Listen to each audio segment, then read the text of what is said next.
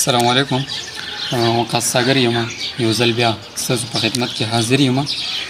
یو دو شعرونه د خپل نږدې ملګري خاکسار مومند صاحب هغه تاسو سره شریکوم. هیله لرم چې ستاسو به خوښ شي.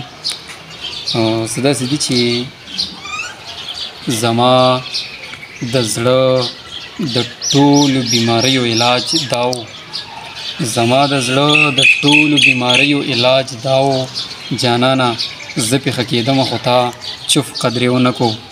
دا مې تا سره د مینې انتها نه وه نو څه و، دا مې تا سره د مینې انتها نه وه نو څه و، تا بل ها غمونه راکړل او ما اف قدرې ونه کو.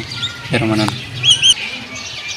دو شعرونه د خپل استاد محترم لارښود انجینر ادناس شاهان صاحب چې ډېر تکړه لیکوال هم دی او ډېر ښه انسان دی، په مختلفو شعبو کې پاتې شوی دی.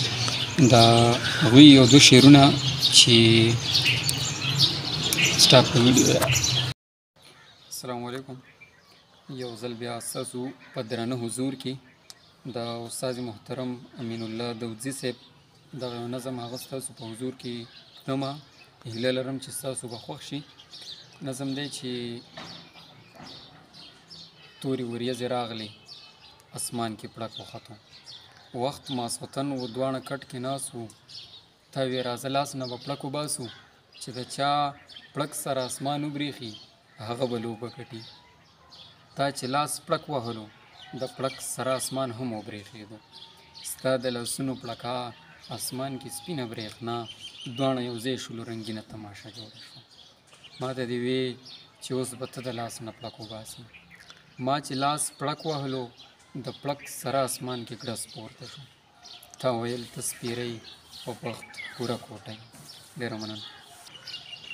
دا یو بل نظم دی هم د امین الله دودزي صاحب چې د آرمي سکول د یو زلمي په بیگ کې، د آرمي سکول د یو زلمي په بیگ کې یو خط د مور په نوم لیکلی پروت و، چې مخ په مخ درته ویلی نشم ما له هغه وغواړه. د هغې نوم نه هم ګولۍ وتې وه په لوست کې نه راځي سم، مور یې د هرې پیغلې مخ ته ګوري چې مې د زوی مینه د چا سره وه، د زړه محل کې چې څوک دیره وه. ډېره مننه.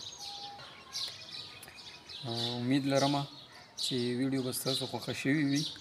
دا پیج دا کم چینل چې دی دا په خپله هم لایک کوئ، شیر یې کوئ، سبسکرایب یې کوئ او د نورو ملګرو سره یې هم شریک کړئ.